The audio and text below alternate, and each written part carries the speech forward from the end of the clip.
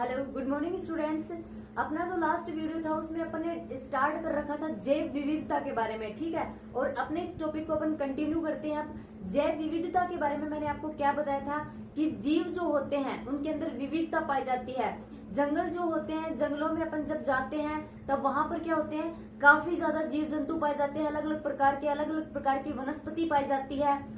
अपने एनवायरमेंट में भी अगर अपन चारों तरफ देखें तो अलग अलग प्रकार के जीव जंतु जो होते हैं वो पाए जाते हैं अपने एनवायरमेंट में। अब उन जो ये जीव जंतु या फिर जो प्लांट्स अपने एनवायरमेंट में पाए जाते हैं, इनका वहां की लोकल लैंग्वेज, स्थानीय भाषा का नाम अलग होता है। अगर अपन दूसरी जगह पर जाते हैं तो उसी प्लांट का, उसी जीव का वहां की स्थानीय भाषा के अकॉर्डिंग नाम अलग होता है, ठीक है। तो तब साइंटिस्ट ने क्या किया कि हर एक जीव का और हर एक प्लांट का एक क्या दिया, एक साइंटिफिक नेम दिया, एक वैज्ञानिक नाम दिया।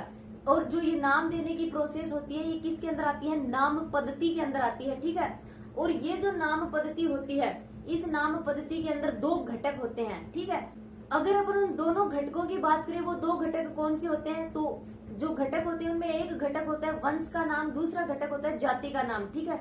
किसी भी प्लांट का, किसी भी जीव का अगर बॉटनिकल नेम दिया जाता है या फिर साइंटिफिक नेम दिया जाता है, वैज्ञानिक नाम दिया जाता है उस प्लांट का, तो उसके अंदर कौन से घटक मौजूद होते हैं, दो घटक मौजूद होते हैं, जिसमें एक नाम तो होता है वंश का और दूसरा नाम होता है जाति का। तो इस प्रकार नाम पद्धति के अंदर किसी भी प्लांट के ये जो दो घटक होते हैं, इस बेस पर इस पद्धति को क्या बोला जाता है, इस पद्धति को द्विनाम पद्धति बोला जाता है, बाइनोमियल नोमेनक्लेचर जिसे अपन इंग्लिश में बोलते हैं।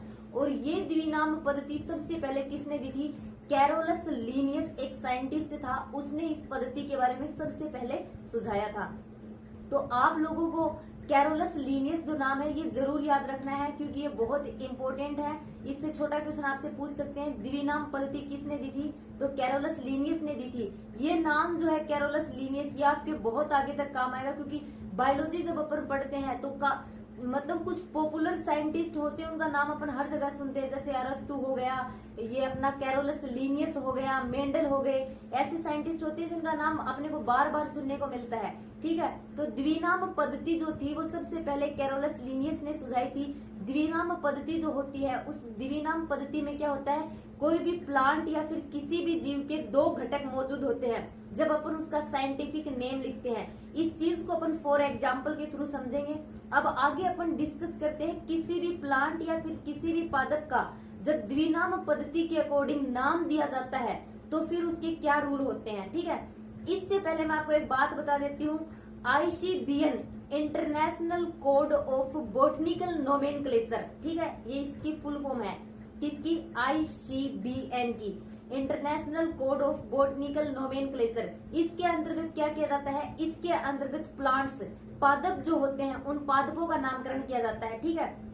दूसरी अगर संस्था की अपन बात करें तो क्या है, ICZN, यहाँ पर सिर्फ B और Z का फर्क है। इसका क्या नाम होता है, international code of zoological nomenclature.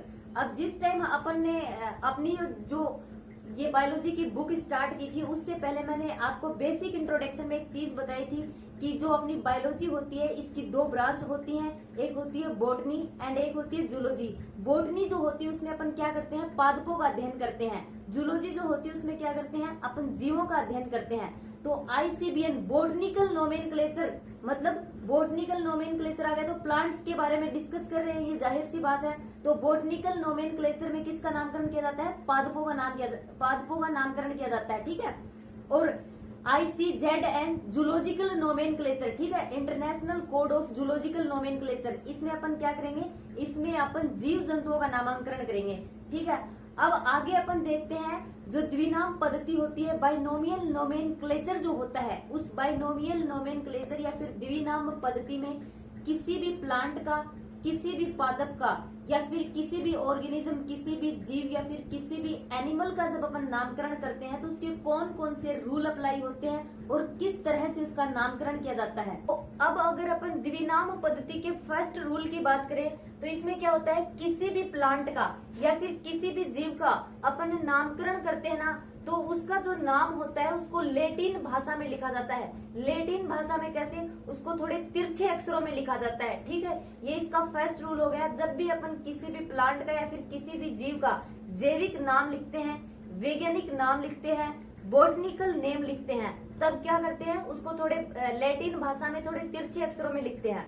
अगर अपन सेकंड पॉइंट की बात करें, सेकंड रूल कौन सा होता है, किसी भी प्लांट का या फिर किसी भी जीव का जब जैविक नाम लिखा जाता है तो सबसे पहले उसके वंश का नाम लिखा जाता है, उसके बाद में उसकी जाति का नाम लिखा जाता है। ठीक है, हर एक स्पीसीज का, हर एक जीव जो होता है उस हर एक जीव का क्या होता है, एक वंश होती है, एक जाति होती है। जिस प्रकार मानव होते हैं, मनुष्य जो होते हैं उनमें जाति पाई जाती है, वंश पाए जाते हैं, उसी प्रकार हर एक प्लांट का, हर एक जीव का वंश का नाम और जाति का नाम होता है।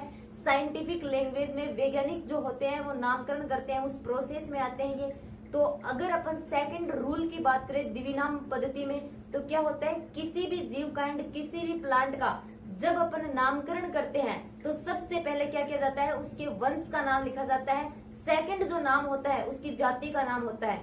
अभी जस्ट 5 मिनट पहले अपन ने डिस्कस किया था, जब अपन नामकरण करते हैं तो नामकरण करते वक्त हर एक जीव का जो नामकरण अपन करते हैं, चाहे वो जीव का करें या फिर प्लांट का करें, उसके 2 घटक होते हैं, वंश और जाति।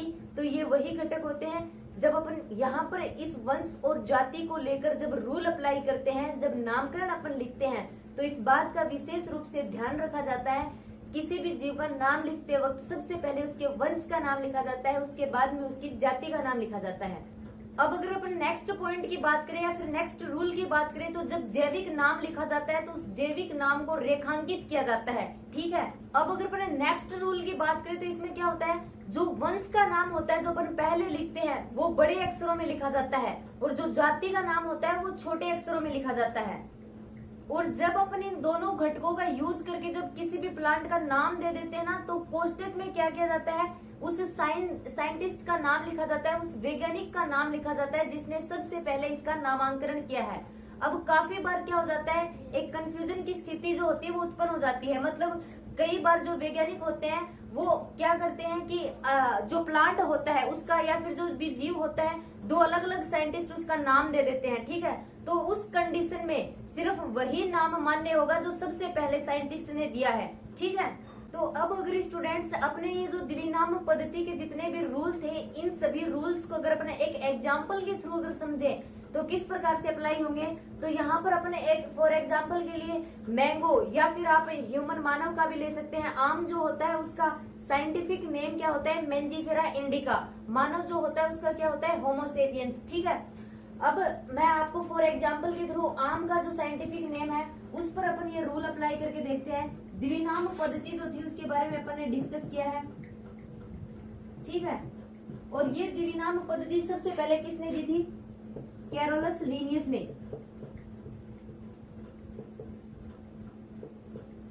ठीक है, जिसमें मेन इंपोर्टेंट पॉइंट बता रही हूँ मैं, आईसीबीएन जो है, आईसीबीएन के तहत international code of botanical nomenclature, इसमें किसका नामकरण किया जाता है, प्लांट्स का। ठीक है, प्लांट्स जो होते हैं, पेड़ पौधे जो होते हैं, उनका नामकरण किस में किया जाता है, आईसीबीएन में। सेकंड अपन बात करते हैं ICZN। ठीक है, यहाँ इसकी फुल फॉर्म क्या होगी, international code of nomenclature, zoological nomenclature. ठीक है, जूलॉजिकल जहाँ पर नाम आ जाता है, तो यहाँ पर ICZN जो अपना है, यहाँ पर अपन जीवों के नामकरण के बारे में बात करेंगे। जीव जंतुओं का यहाँ पर नामकरण होगा, तो यहाँ पर एनिमल्स, जीव जंतु। ठीक है, अब द्विनाम पद्धति के जो रूल थे उसमें फर्स्ट रूल क्या था, उसमें फर्स्ट रूल यही था कि जो द्विनाम पद्धति होती है उसमें किसी भी प्लांट का या फिर किसी भी जीव का जब अपन नामकरण करते हैं तो उसके 2 पद होते हैं। ठीक है, उसके 2 घटक होते हैं। फर्स्ट घटक कौन सा, उसका वंश का नाम लिखा जाता है। सेकंड घटक कौन सा, उसकी जाति का नाम लिखा जाता है। ठीक है, सबसे पहले अपन वंश का नाम लिखेंगे, उसके बाद में उसकी जाति का नाम लिखेंगे। ये 2 घटक होते हैं, इसीलिए इस पद्धति को द्विनाम पद्धति बोला जाता है। अब अगर अपन इसको फॉर एग्जाम्पल के थ्रू इस चीज को समझे, तो स्टूडेंट्स अपन बात कर रहे थे एग्जाम्पल में आम के साइंटिफिक नेम की। आम का जो जैविक नाम होता है, बॉटनिकल जो नेम होता है, वो क्या होता है, मेंजीफेरा इंडिका।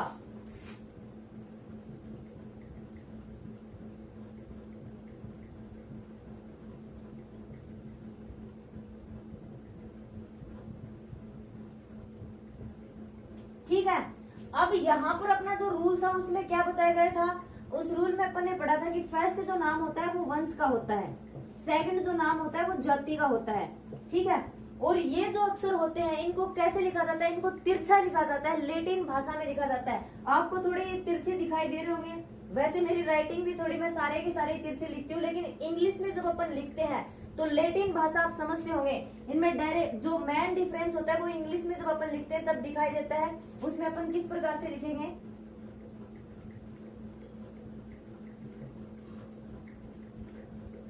मैंजीफेरा इंडिका, ठीक है। यहाँ पर ये थोड़े आपको लैटिन भाषा का मतलब ये होता है जब अपन किसी भी चीज को, इसी मैंजीफेरा को अगर अपन इस प्रकार से लिखते हैं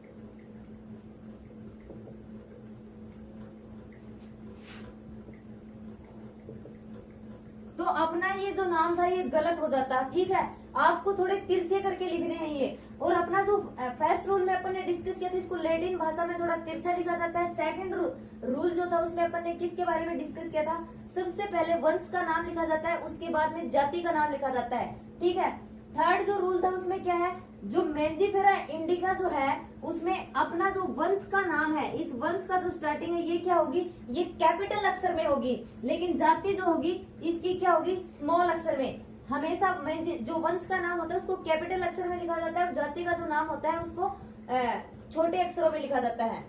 और फिर उसके आगे किसका नाम लिखा जाता है, जिस भी साइंटिस्ट ने इसकी डिस्कवरी की है उस साइंटिस्ट का नाम कोष्टक में लिखा जाता है। लिनियस है या फिर किसी ने भी इसकी खोज की है। मैंजीफेरा इंडिका जो नाम था वो सबसे पहले लिनियस जो था उसने दिया था, इसीलिए यहाँ पर या तो लिन लिखा हुआ मिलता है या फिर लिनियस।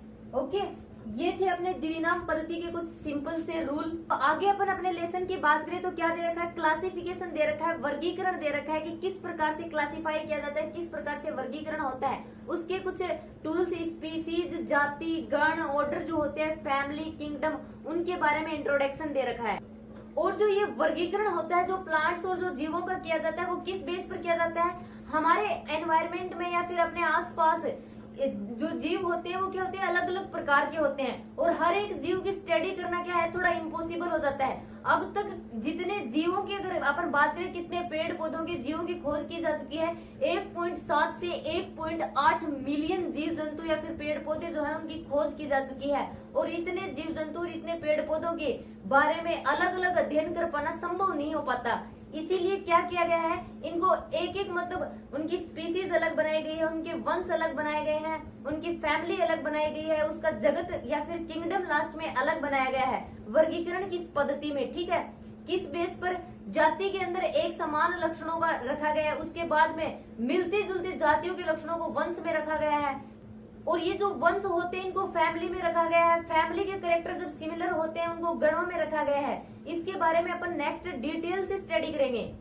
जैसे कि अपन देखते हैं अपने आसपास में अपन पेड़ पौधे देखते हैं, जैसे गेहूं का, बाजरे का, सरसों का, ये अलग अलग पेड़ पौधे होते हैं। उसी प्रकार जीव जंतु भी अलग अलग होते हैं, कुत्ता, बिल्ली, मानव, बर्ड्स भी होते हैं, पक्षी भी अलग अलग प्रकार के होते हैं। तो ये क्या होते हैं, हर एक जो जीव होता है, हर एक जो प्लांट होता है उसको अलग अलग, उसका एक अलग वर्ग होता है, ठीक है, उसकी एक अलग क्लास होती है, जिसको वर्गीकरण की भाषा में उसको क्या बोला जाता है, टेक्सा बोला जाता है। गेहूं जो है वो एक अलग टेक्सा है, जो स्तनधारी आते हैं या फिर जो मानव जो है उसका एक अलग टेक्सा है, कुत्ते या फिर बिल्ली जो है उनका एक अलग टेक्सा है, ठीक है। वर्गीकरण में इनको क्या बोला जाता है, जो अलग अलग वर्ग होते हैं इनको टेक्सा बोला जाता है। और यहाँ पर जो अपन स्टडी कर रहे हैं, जो जीव जंतु का क्लासिफिकेशन है, वर्गीकरण है, उनकी पहचान है, किसी भी जीव का आइडेंटिफिकेशन अपन करते हैं, उसका नामकरण अपन करते हैं, ये सारी की सारी प्रणाली किस में आती है, वर्गीकी में आती है, ठीक है। वर्गीकी क्या है, वर्गीकी को वर्गीकरण विज्ञान बोला जाता है। वर्गीकी या फिर वर्गीकरण विज्ञान में प्लांट या फिर जीव जो होते हैं उनका नामकरण किया जाता है, उनको पहचाना जाता है, उनका आइडेंटिफाई किया जाता है।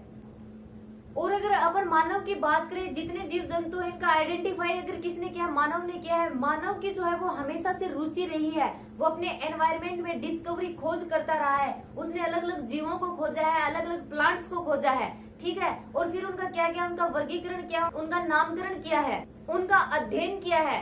और ये वर्गीकरण और ये अध्ययन जो साइंटिस्ट करते हैं इसको क्या बोला जाता है, इसको वर्गीकरण पद्धति बोला जाता है, जिसे इंग्लिश में बोलते हैं सिस्टेमेटिक्स। और ये जो सिस्टेमेटिक्स नाम है वर्गीकरण पद्धति का, जो इंग्लिश में अपन बोलते हैं सिस्टेमेटिक्स शब्द लैटिन भाषा का शब्द होता है और किससे मिलकर बना होता है, सिस्टेमा से मिलकर बना होता है, ठीक है। सिस्टेमेटिक्स लैटिन भाषा का शब्द होता है और सिस्टेमा से मिलकर बना होता है। और इस सिस्टेमा का क्या अर्थ होता है? सिस्टेमा का अर्थ होता है जीवों की एक नियमित व्यवस्था। जीवों की नियमित व्यवस्था ही होती है वर्गीकरण प्रणाली में। हर एक जीव को उसके गण के बेस पर, उसके फैमिली के बेस पर, उसके वंश के बेस पर, उसकी जाति के बेस पर अच्छी प्रकार से क्लासिफाई किया जाता है। तो स्टूडेंट्स, अपने आज के वीडियो में हम यहीं तक स्टडी करेंगे। अपना जो मेन टॉपिक था वो आज द्विनाम पद्धति के ऊपर ही था, उसके कुछ रूल्स के बारे में अपन स्टडी किया है। आगे अपन देखेंगे कि जो अपने पेड़ पौधे जो या फिर जीव जंतु होते हैं उनका क्लासिफिकेशन किस प्रकार से किया जाता है, उनके गण किस प्रकार से बनते हैं, वंश किस प्रकार से बनते हैं और जाति किस प्रकार से बनती है, एंड लास्ट में किस प्रकार से उनको एक ही किंगडम में, एक ही जगत में क्लासिफाई किया जाता है, उनका वर्गीकरण किया जाता है। तो अपने नेक्स्ट वीडियो में अपन इसके बारे में डिस्कस करेंगे।